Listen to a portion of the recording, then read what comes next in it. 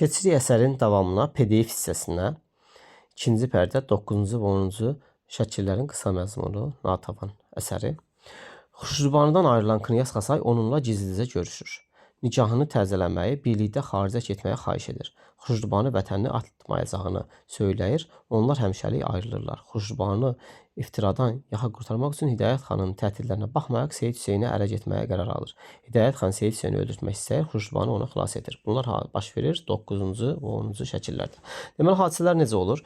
Axı Knyaz Xasay çıxıb getmişdi Dağıstana. Baba, əmisi gəlib aparmışdı.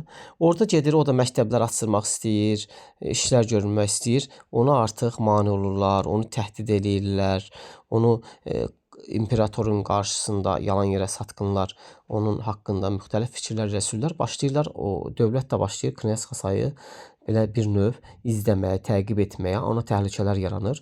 Knyaz Xasay da Natəvan kimi daha belə deyək də əzmli deyildi, ruhdan düşür və eşidir ki, Natəvan Seyid Hüseynlə evlənmək istəyir. Gizlin şəkildə 3 gün at sürərək gəlir, gizlin şəkildə pəncərədən keçir, Xuşrubanın Natəvana söhbət edir ki, gəl yenidən nikahımızı təzələyək, nikahımızı yenidən təzələyək, yenidən evlənək və xaricə gedək. Natəvan da deyir ki, mən səni sevirəm, ömür boyu sevəcəm, amma mən bu xalqımı tək qoymayacağam, axıra kimi mübarizəmə davam eləyəcəm. Knyaz bilir ki, da bunların birləşməyə bir də mümkün olmayacaq. Ona görə çıxıb belə deyək, gedir. Knyaz Xasay da artıq bir dəfəlik çıxıb gedir. Sonra isə Seyid Hüseynlə evlənmək üzrədir. Hidayət evlənir, daha doğrusu kəbini kəsilir. Hidayət xan iki dostun iki köməkçisi götürüb gəlir. Seyid Hüseyni boğub öldürmək istəyir. Natəvan bunu bilir, bəyim xəbər verir. Tez çıxır, onlara mane olur, əsəbləşir. Və artıq Hidayət xan bunu niyə istəmirdi? Deyir ki, sən bizim görkimə, sən xan qızı görkimə evlənirsən, adi kasıb biri ilə, farslardan gəlmiş, Cənubi Azərbaycandan gəlmiş bir həmşəri ilə evlənirsən, yuxarıdan aşağı baxır. Əvvəl getdin sünni bir şəxslə evləndin, yəni Ləzgi Knyaz Xasay ilə, indi də gör kimlə evlənirsən, əsəbləşir. Amma Natəvan mane olur Seyid Hüseyni öldürməklərinə. Və keçək 11-ci şəkil. Şahzadənin malikanəsi, Şahzadə və Məliküddövlə. Şahzadənin qabağında alçaq stolun üstündə şərab küzası ilə məzələr görünür. Şahzadə də kim idi? O, Cənubi Azərbaycandan Şimali Azərbaycana qaçan İran şahının qardaşı. Şahzadə, siz bu xan qızı Xuşrubanın əməlinə baxın. Böyük İran səltənətinin vəliəhdini rədd eləyib, güya bu İran səltənətinin vəliəhdidir, yəni qardaşından sonra bu hakimiyyətə bu gələcək. Cənubi Azərbaycanda qaçmış bir gədəyə ərə gedir. Xeyrini, şərini başa düşən deyil sənin bu Azərbaycan millətin Məliküddövlə. Məliküddövlə də onun köməkçisi idi, vəziri idi, həm də amma Azərbaycanlı idi. Məliküddövlə, siz məni rənci xatir eləyirsiniz, qurban. Məgər məndə Azərbaycanlıqdan bir əlamət qalmışdır? Yəni bunu Məliküddövlə deyir. Şahzadə, lakin bir həqiqət var ki, İran taxtına mənim yolum Cənubi Azərbaycandandır. Cənubi Azərbaycanlılar İran şahının siyasətindən bəlkə inci idirlər. Biz bundan da qədri qüvvə istifadə etməliyik. Düşündüm ki, İbrahim xanın nəvəsi Xuşrubanı ilə evlənmək məni Azərbaycanlılarla qohum edər. Deməli, məqsədi bu imiş. Onlar da bu ali qohumluğa binaən mənim vədlərimə inanıb taxta sahib olmağıma kömək edərlər. Özləri də vuruşmağa bacaran cəsur millətdir. Məliküddövlə. Deməli, bu cəsur millət olmağın Cənubi Azərbaycanlıların Şahzadə öz dili ilə etiraf edir. Onlar rusları üstün tuturlar, qurban Şahzadə. Bəs dini İslam, məgər onlar bunu düşünmürlərmi? Məliküddövlə, xeyr qurban düşünmürlər. Xuşrubanı cavanları dəstə-dəstə Rusiyada təhsil almağa göndərir. Şahzadə əsəbi. Nəs gətirmə baba, siyasət əzm və hərəkət tələb edir. Günün sabahı sən Xuşrubanıya mənim adımdan qiymətli bir hədiyyə apararsan. Qoy elə güman etməsin ki, mənimlə izdivaca razı olmadığı üçün ondan incimişəm. Və görmədinizmi, o məni necə bir hörmətlilə qovdu. Eybi namərd, yəni eyb eləməz deyir. Baba, siyasət tələb edir. Bu üzünə tüpürürlər, o biri üzünü çevir. Sonra Təbrizə, Əhrəcəni, Azərbaycanın başqa şəhərlərini gizli adamla göndərib, onlara vəd edilməlidir ki, əgər mənə kömək eləsələr, taxtaca sahib olan kimi onlara məşrutə verərəm, azaldıq verərəm. Məliküddövlə, onlar buna inanarlarmı? Şahzadə, nəs gətirmə baba, inandırmaq lazımdır. Məliküddövlə, bet seçim, yəni gözüm üstə qurban. Şahzadə, məgər şeytanın belə əqlinə gəlməyən hilələrlə məlum qardaşımı İran taxtına çıxaran sən olmadınmı? Deməli, Şahzadənin dilindən eşitirik ki, qardaşı İran taxtına çıxardan elə bu Məliküddövlə olub, hilələrlə gətirib. Məlk dövlə yana-yana. Amma bunun müqabilində o taxta tələsin kimi mənim boynumu vurdurmaq istədi şahzadə. Bilirsən ki, anamız məni gizlincə xəbərdar etməsəydi, o xain qardaş mənim də gözlərimi çıxartacaqmış. Deməli, bu şahzadəyə kim xəbər verib İran şahı qardaşın səni öldürmək istəyir? Anası. Şübhələnirmiş ki, mənim taxtacı gözüm var. Eybi nə darət. Mən İran taxtına çıxan kimi səni vəziri əzəm eləyəcəyəm. Şahzadə deyir ki, Məlik dövləyə səni vəzir eləyəcəyəm. Bəli, vəzir əzəm, Məlik dövlə, inşallah. Şahzadə, indi isə get rəqqasəni göndər bura. Qapıçıya da tapşır, heç kəsi mənim yanıma buraxmasın. Hərəm başına da desin ki, mən bu gecə istirahət etmək istəyirəm. Məlik dövlə, beçəşim, şahzadə. Məlik dövlə çıxır, təxminə kör kamançı ilə gəlir. Kör kamançı çalır, təxminə rəqs edir. Muradalı gizlənib baxır. Şahzadə şərab içir və birdən qalxıb qızın belindən tutub özünə tərəf çəkir. Deməli, burada kör kamançı təxminə bu şahzadəni öldürmək istəyirlər, plan qurublar. Muradalı da var ya, bu Seyid Hüseynin xalası oğlu. O da onlarla bir yerdədir. Kör kamançının da bu şahzadəni öldürmək istəməsinin səbəbi var. Təxminə şahzadənin qulağına pıçıldayır. Əlhəzrət, icazə verin atamı aparım yatsın sonra. Şahzadə, tez qayıt. Qız, tez. Təxminə, gedək əlhəzrət, istirahət etmək istəyir. Kör kamançı, əlhəzrət, kör kamançı. Deyir ki, əlhəzrət şahzadəyə deyir. İcazə verin bu qərib ölkədə vəli nemətimiz vəliyyətin əlindən öpmək şərəfinə nail olum. Şahzadə əlini uzadaraq xub. Təxminə kör kamançının əlindən tutub şahzadənin yanına gətirir. Kör kamançı fövqəladə bir cəldi ilə şahzadəni yaxalayıb boğazından da yapışır. Kör kamançı, əlhəzrət, mən Savalan dağlarında gözlərini çıxartdırıb cavan gəlinini əlindən aldığın Eyvazam. Aha, bu kimiymiş bu kör kamançı Eyvaz? Gəlinini əlindən alıb və o həmin Eyvazın bu şahzadə gözlərini çıxartdırıb. Neçə vaxtdır ki, sənin ardınca diyar bədəyər gəzib intiqamımı öz əllərimlə bax beləcə almağa fürsət axtarırdım. Kör geyməsinin altından çıxartdığı balaca xəncərlə şahzadəni vurur. Muradalı səssizcə çıxaraq getmələri üçün işarə edir. Deməli, Muradalı da onlarla işbirliyində idi. Düzdür, özü öldürməsə də onlara istiqamət verir. Kör, təxminə və Muradalı gedirlər. Məlik dövlə gəlir. Məlik dövlə öz-özünə. Musiqi birdən-birə susdu. Sarayda da ayaq səsləri, hənirti eşidilirdi. Aha. Birdən yenə yıxılmış şahzadəni görür. Məlik dövlə gəldi, gördü ki, şahzadə yerə yıxılıb, əyilib baxır. Nə oldu buna? Dəhşət içində bir neçə saniyə susur. Elə bil qeybdən bir səs mənə deyir. Bu ölən sənin son ümidindir, Məlik dövlə. İmanını yandırdın, vətənini satdın, xalqına xəyanət etdin, öz dili ilə deyir. Hilələr, fəsadlar qurdun, şahlar təhqirinə dözdün, axırıncı ümidində bu zalım əxlaq düşününə bağladın, o da belə oldu. Ey böyük yaradan, sən Əlrəhmən-Rahimsən, bağışla mən üzüqara bəndənin günahlarını. Yox, hiss edirəm ki, eşitmək istəmir. Allah mənim səsimi. Hara üst çevirəcəksən Məlik dövlə? Kimə iltica eləyəcəksən? Yoxdur bu dünyada sənə yer. Bütün var dövlətin bu məlun ucbatından qaldı İranda. Heç nə götürməyə macal tapmadın. Deyirlər, əqrəb düşdüyü torda öz-özünü sancıb öldürür. Özünü öldürmək üçün əlini belindəki balaca xəncər aparır. Lakin cəsarəti çatmır, dərin bir ümidsizlik içində gözlərini yumur. Səhnə qaranlıqlaşır, pərdə salınır. 11-ci şəkil.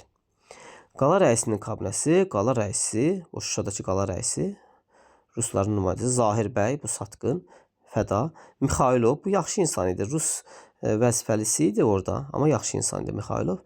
Bir də Fərəz bəy. Bir kənarda oturmuş Mixailov, məsələ aydındır. Bu bizimlə İran şahının arasını vurmaq üçün təşkil edilmiş bir provokasiyadır. Bəli, provokasiya. Fərəz bəy, da elədir, var. Zahir bəy, bəndə həqiniz də o fikirdədir, cənab rəis. Aha, deməli indi Ruslar niyə narahatdır bu İran şahzadəsinin ölümündə? Axı Ruslarla İran arasında müharibələr olub. Ruslar da ona görə narahatdır ki, İran şahının qardaşı burada öldürüldü. İndi düşünüləcəklər ki, bunu Ruslar eləyib, Rus imperatoru elətdirib və aramız pozulacaq. Qala rəisi ona görə narahatdır. Qala rəisi beynəlxalq vəziyyətin indiki şəraitində, qala rəisi deyir, beynəlxalq vəziyyətin indiki şəraitində bizi ittiham eləyib özünə borclu çıxarmaq üçün İran şahına bəhanə lazımdır. Cənab Zahir bəy, sizcə kimlər ola bilər bu işin təşkilatçıları? Deyir, İran bizi borclu çıxaracaq da, güya biz eləmişik. Zahir bəy deyir, cənab rəis, həyana çevirsən bu cinayətin bir ucu gedir, çıxır Xan qızı Xurşudbanının sarayına. Fərəc bəy deyir, bəli elədir, qala rəisi. Nəyə görə siz bu fikrə gəlmisiniz, cənab Zahir bəy? Zahir bəy, mən dəfələrlə qulluğu şərəfinizə ərz etmişəm ki, Xuşrubanın təşkil etdiyi özü məclis ünsündə iştirak edirdi Zahir bəy. Bax görürsüz, deyildi ki, Xuşrubanın təşkil etdiyi məclis üns Əlahəzrət imperatora düşmən kəsilmiş siyasi bir ocağa çevrilmişdir. Onlar məclis ünsüdə şeirdən çox siyasətdən azadlıqdan danışırlar. Qala rəisi, hansı azadlıqdan? Məlumdur hansı azadlıqdan, qala rəisi. Yoxsa dekabristlərin cinayətkar xülyaları buralarda gəlib çıxmışdır. Yoxsa qorxmurlar onlar imperatorun divanından? Zahir bəy, Vəlihat öldürülən gecənin səhəri Xuşrubanın baş mehdəri Muradalı yox olmuşdur. Zahir bəy deyir bunu. Muradalı isə Xuşrubanın ərə getdiyi Seyid Hüseynin xalası oğludur. Fərəz bəy, daha da elədir. Qala rəisi, Şahzadə öldürülən gecə həmin Muradalını onun sarayın yanında görə bilər. Belə düşünmək olar ki, Seyid Hüseyin Təbrizin keçmiş hakimi Şahzanı öldürmək üçün Cənubi Azərbaycanlılar tərəfindən göndərilmiş bir terrorçudur. Bunu qala rəis deyir. Fərəz bəy, bəli elədir. Mixailov, qəzəbli, amma Mixailov yaxşı insandır. Fərəc bəy, imkan verin. Qala rəisi Mixailov, sakit.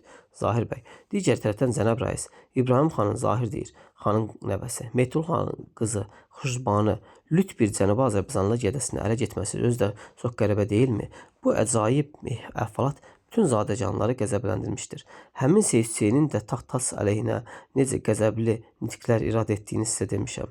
Mən öz millətimin halına yanıram, cənab rəis. Onlar bizi Əlahəzrət imperatorun nəzərindən sala bilərlər. Fərəc bəy, daha da elədir ki var. Qala rəisi qalxaraq, yaxşı cənab Zahir bəy, siz Şahzadənin öldürülməsi ilə əlaqədar qalaya gələn Canişin həzrətlərini qarşılamağa getməliyik. Əlahəzrət hökuməti sizin xidmətinizi yenə də əvəzsiz qoymaz. Aha, demək Canişin özü də artıq qalaya gələcək. Bu öldürüldüyünə görə. Zahir bəy, mən Əlahəzrət imperatorun sadiq quluyam. Qala rəisi, rica edirəm bu bir qapıdan çıxasın. Zahir bəy, başa düşürəm. Qala rəisi, bu qrafoman şairin söylədiklərini yazdın mı Seryoja? Mixailov, yazdım. Ancaq bu hərif qrafoman olmaqdan savayı həm də satqının biridir. Həmvətənləri bunun əzzab bir adam kimi tanıyırlar. Mixailov deyir. Qala rəisi, bizə nə dəxli var Zahir bəy? İstidadsız şairdir, əclafdır, adı şairdir, qurtardı. Elə deyilmi, cənab Fərəz bəy? Bəli, elədir. Mixailov, İvan Petroviç, mən Zahir bəy kimi şərəfsiz bir vəzifəbazın məclis ünsü haqqında, Xuşrubanı və onun əri Seyid Hüseyin haqqında dediklərinə inanmıram. Qala rəisi, inanmaq lazımdır. Yoxsa Azərbaycanlıların sən Zahir bəydən, Fərəz bəydən yaxşı tanıyırsan. Kim səni vəkil eləyib ki, bu qaçaq quldur tüzemləri müdafiə eləyəsən? Mixailov, onlar tüzem deyil, İvan Petroviç. Bura bax, Seryoja, sən mənim arvadımın yaxın qohumu da olsan, unutma ki, dayım bir dekabrist kimi tutulub sürgün edilmişdir. Sən Əlahəzrət imperatorun hökumətinin zabitisən, Mixailov. Bu demək deyil ki, mən gözlərimi yumub hər şeyi kör-kör ona qəbul edim. Ədalət lazımdır, qala rəisi. Bizim üçün ən böyük ədalət Əlahəzrət imperatorun şərəfini qorumaqdır. Aydındır, Mixailov? Aydındır. Aha, işıq sönür, pərdə salınır. 13-cü şəkil, Xuşrubanın malikanəsi. Xuşrubanı, Mirzə Ruhullah, Seyid Hüseyin. Seyid Hüseyin, Banu bəyim, əgər Muradalının elə bir məqsədi olsaydı, mən bilərdim. Seyid Hüseynin həqiqətən xəbəri yoxdur. Deyir ki, Muradalının elə bir məqsədi olsaydı, mən bilərdim. Xuşrubanı, təəccübdür. Bəs necə olub ki, Muradalı hara getdiyini bizə deməyib? Seyid Hüseyin, bu mənim üçün də bir müəmmadır. Banu bəyim, Nəvvab daxil olur. Nəvvab, Banu bəyim başa düşüb bilmirik ki, bu necə məsələdir? Şahzadənin əhvalatından sonra qala rəisinin müavini Fərəc bəy məclis ünsünün üzvlərini bir-bir çağırıb sorğu-suala tutur. Ağla gəlməz qəribə şeylər soruşur, hətta qorxudur da. Mamay tələsik gəlir. Mamay, Banu bəyim, bu işlərdən xəbəriniz varmı? Nə olub? Mamay, rəisin müavini Fərəc bəy çağırıb məni sıxma boğmaya salıb ki, sən Əlahəzrət imperatorun əleyhinəsən. Yazmısan ki, vətənimdə vətənim yox. O şeir var deyə yadınızda Seyid Hüseyin demişdi ya, inilti lazım deyil, vuruşmaq lazımdır. Mamay həmin şeir oxumuşdu. İndi qayıdıb orada deməli Zahir bəy gedib satqınlıq eləyib ki, belə bir söhbətlər gedir, azadlıq söhbətləri gedir. Deyirəm ki, Mamay deyir, mən zülm içində olan Cənubi Azərbaycanlıları nəzərdə tutmuşam. Deməli, vətənimdə vətənim yox deyəndə Mamay deyir, mən Cənubi Azərbaycanı nəzərdə tutmuşam. Deyir, xeyr, Əlahəzrət imperatora sataşmısan. Mirzə Ruhullah, dad yarımsıq əlindən, Daşdəmir tələsik daxil olur. Daşdəmir, Xuşrubaniyə, Fərəc bəy 2 nəfər polislə gəlmişdir. Fərəc bəy də kimidir? Qala rəisinin müavini. Sizi görmək istəyir. Baxmayaraq, Azərbaycanlı idi, amma Rusların zabiti idi, polis idi. Xuşrubani, necə? Mənim sarayıma polislə gəlmək qışqırır. Denəm, bu saat rədd olub geçsin. Daşdəmir yerinə tərpənmir. Nə üçün durmusan? Mirzə Rolla, yox Banu bəyim, madam ki o polis də gəlib Daşdəmirin sözü ilə geri qayıtmaz. Xuşbanı, qoy gəlsin. Daşdəmir çıxır. Fəriz bəy tək daxil olub Xuşbaniyə tənzim edir. Xan qızı Xuşbaniyə hörmət və ehtiram. Xuşbanı, nə ixtiyarla mənim sarayıma polislə gəlmisiniz? Fəriz bəy, Banu bəyim, əgər vəziyyət məcbur etməsəydi, əlbəttə gəlməzdi. Daha. Ancaq yenə də məhz sizə dərin hörmətimizə binaən mən kiçik rütbəli çinovnik göndərməyib şəxsən özüm gəldim. Xuşbanı, o nə böyür nəzakət.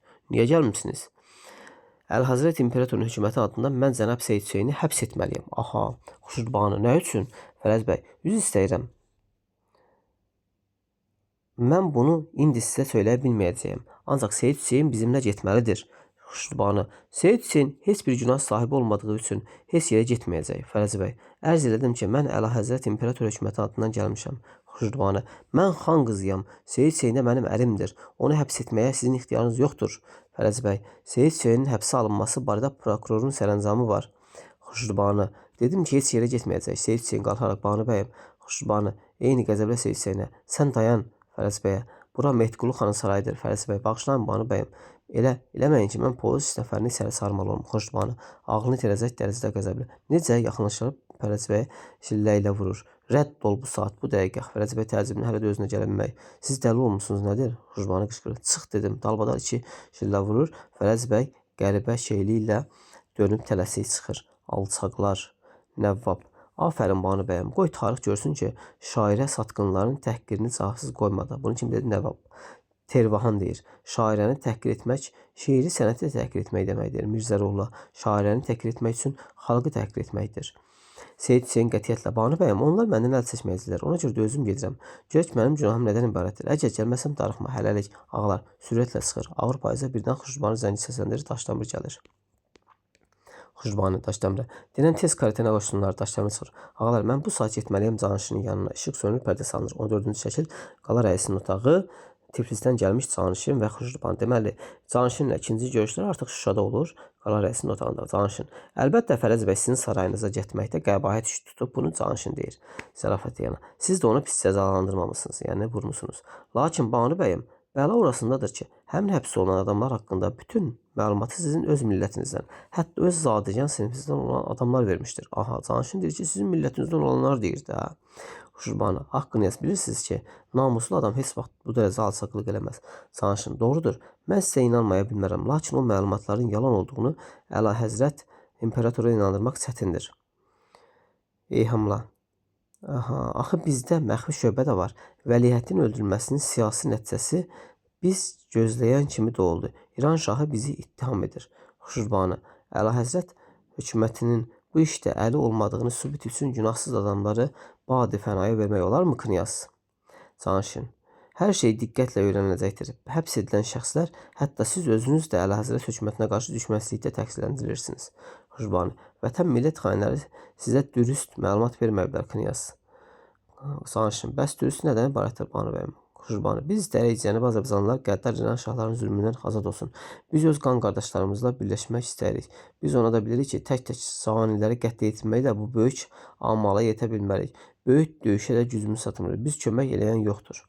Canişin, mən sizi başa düşürəm, Banu bəyim. Çox təəssüf ki, beynəlxalq vəziyyətin imkanında İmperator həzrətləri sizə heç bir kömək eləyə bilməz. Arzular müxtəlif olduğu qədər ziddiyyətlidir. Deyirlər sizin yazıçılar, ziyalılar hər cürə mütləqiyyət əleyhinədirlər. Axı Cümhuriyyət məsələn qədim Romaya hansı xoşbəxtliyi bəxş etdi? Bunu Canişin deyir ki, nəyə lazımdır azadlıq? Güya bizim tabiliyimizdə olunda. Dostları Sezarı öldürdülər ki, özünə imperator elan etmək istəyir. Amma Sezardan sonra bir-birlə düşərək xalqı qırğına verdilər. Fransızlar 16-cı Lüdovikin başını Julietinə qoydular. Respublika istəyirik, amma həmin respublikasılar özləri xalqa divan tutdular.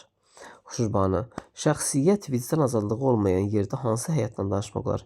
Əgər xalq öz müqəddəratının sahibi deyilsə, onun dühası cəsurluğu nə eləyə bilər? Canişin, siz zərif bir şairəsiniz, Banu bəyim. Həyatın sərt üzünü görməmisiniz. Xalq sizə əlvan buludlar üzərində uçuşan mələklər kimi görünür.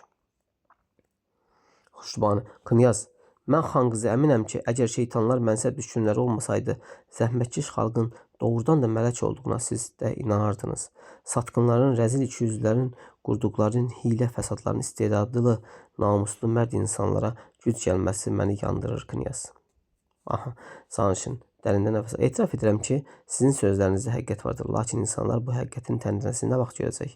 O barədə bir söz deməkdə acizəm. Mən çalışıram, heç olmasa sizin rəfiqiniz Seyid Hüseyni azad etdirim. İmperator sizin xətrinizi istəyir. Xuşbanı qalxaraq. Knyaz, mən yalnız əlimin təvəqqəsi üçün gəlməmişəm. Mən istəyirəm ki, şahzadənin öldürməsi Azərbaycan üzərinə qara kölgə salmasın. Sanşin, mən hər şeyin ədalətlə həll olunmasına çatacağına əmin ola bilərsiniz. Banu bəyim çıxır, işıq sönür. 15-ci şəkil. Xuşbanın malikanəsi işıq yananda Xuşbanı, Mirzə Ruhullah, Nəvvab, Tervahan yan-yana çıxaraq həyəcanlı halda Zahir bəylə qarşılaşır. Zahir bəy gəlir. Salam ağalar, satqın Zahir bəy gəlir. Gəncəyə getmişdim. Bu saat gəlib faytondan düşürəm. Deyir, bizim adamlarımızdan neçəsi hətta Seyid Hüseyni də həbs eləyirlər. Bu nə işdir canım? Axı bu yazıların nə günahı var? İkiyüzlüdür, görürsünüz. Xuşbanı, əsəbi. Yazıq deməyin, yazıq deyə bu millətə aciz qələmə vermişsiniz. Bu fikri kim deyir, Natəvan? Yazıq onları satan namussuz həmvətənlərdir. Möhnətlə Şammar Başılovlu gəlirlər. Möhnət Şammar kim idi? O gəlib Xuşbandan xahiş eləmişdilər lap əvvəldə. Arazdan Mildüzünə kanal çəkdirin, axır çəkdirin. Bax, həmin o Möhnət Şammar gəlir. Görək niyə gəlirlər? Belə deyək, təlaşlı şəkildə. Şahmar, Hidayət xan başımıza oyun açdı. Hidayət də kim idi? Bunun əmsi, oğlu, amma mənfi qəhrəman. Yəni Natavanın əmsi oğlu. Banu bəyim, Xuşbanı nə olub? Möhnət, xanın dalğası neçə atlı ilə gəlib, mil düzünə çəkdirdiyimiz arxın dəhnəsini dağıtdırdı. Fəhlələri döyə-döyə qovdular. O cavan injineri də az qalmış öldürürlər. O, Əbdürrəhman idi. Səhv etmirəmsə adı var idi, mühəndis. Deməli, Hidayət xan hücum eləyib o arx çəkilən yerə, fəhlələri döyüblər, injineri öldürmək istəyiblər, bir də hər cəmaat əlindən alıb. Şahmar, sənin əmzadən olduğu üçün əl qolumuz bağlandı, Banu bəyim. Yenə tüfəngi götürüb qalxardım at belinə. Xuşbanı, yoxdur mənim əmzadəm. Hidayət xan mənə də üstündə durduğumuz bu torpağa da yaddır. Düşməndir. Mən xan qızı Xuşbanı inanmıram öz sinifimin vətən namusuna eşidirsinizmi? İnanmıram öz sinifimin vətən namusuna eşidirsinizmi? İnanmıram. Bu dəqiqədən etibarən mən onlara yadım. Yəni öz sinifim deyəndə, yəni yuxarı təbəqələrin vətən sevgisinə deyir mən inanmıram. Mixailov gəlir, o yaxşı insan. Mixailov daxil olub Xuşbaniyə təzim edir. Yüz istəyirəm Banu bəyim.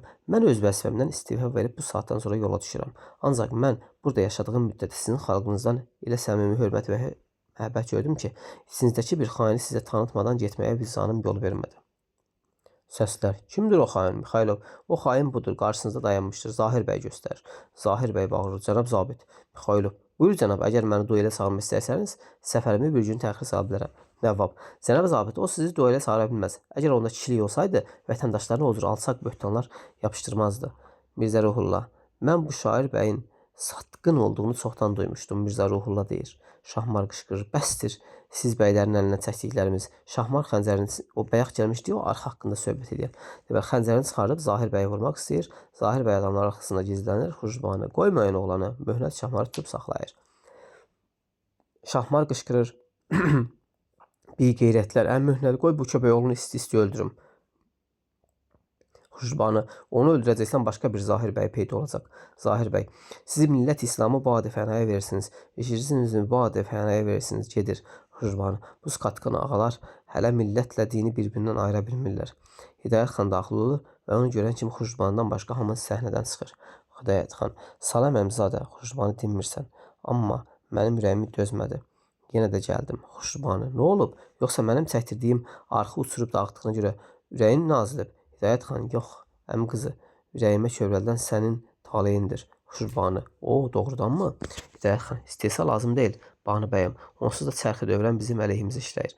Xanlıq getdi, mülklərimizin çoxu əlimizdən çıxdı. Yiğit Pənah xanın yurdumuza biz 2 nəfər qalmışıq. Sən də ki, belə eləyirsən. Deyirlər, indi bütün ata mülkündən, kəndlərdən əl çəkirsən. Nə üçün belə eləyirsən? Banu bəyim, Çarın özü bizi tanıyır. Nə üçün bizi onun gözünə salırsan? Nə üçün xan babalarımızın şərəfini gedə-güdən ayaqlar altına atırsan? Banu bəyim, əmi qızı, indiyə qədər nə olub? Daha bəsdir, xoş xəyallarla uyub özünü də bizi də zülməyən bədnam elədin. Axı nə işin var sənin siyasətlə? Niyə xalq deyib xardan yoxdan çıxırsan? Bunlar kimi bir hidayət. Mən, Xuşbanı nə deyir? Mən öz elədiklərimdən peşman deyiləm. Əgər mənim dünyaya 2-ci dəfə gəlsəydim, yenə də bu yolu tutardım.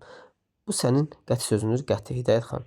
Qoy bir Allah bilsin ki, mən səni düşdüyüm bulğandan çıxarmaq istəyirdim, amma sən buna razı olmadın. Xuşbanı, əgər sən insanları bulğanlardan çıxarmaq haqqında düşünsəydin, Arazın o tayında boğulan Azərbaycanlılar bir dəfə də olsa yadına düşərdi. Daşdəmir gəlir. Sizə məktub var. Deməli, Natavana məktub gəlir. Kimdən gəlir? Knyaz Xasaydan. Məktubu verib çıxır. Hidayət xan: "Heyf səndən Banu bəyəm, əlvida" dərindən nəfəs alaraq çıxır. Xuşbani məktubu həyəcanla açıb baxır. Mavi projektorun işığı onun uzaqdığı səmtdə nə isə yazan Knyaz Xasayın üzərinə düşür və o isə yazdıqca səsini eşidir. Deməli, Knyaz Xasay bu məktubu yazmışdı. Beləliklə hər şey məhv oldu, getdi Banu bəyəm. İndi məni bu uzaq yerə sürgün eləyirlər. Demiş deyə onu izləyirlər. Axı o da məktəb zad açılmışdı. Orada olan o satqınlar, yuxarı təbəqənin nümayəndələri də ona imkan vermirlər orada və onu sürgün elətdirirlər. Deməli, bu tilsimin sonu görünmür.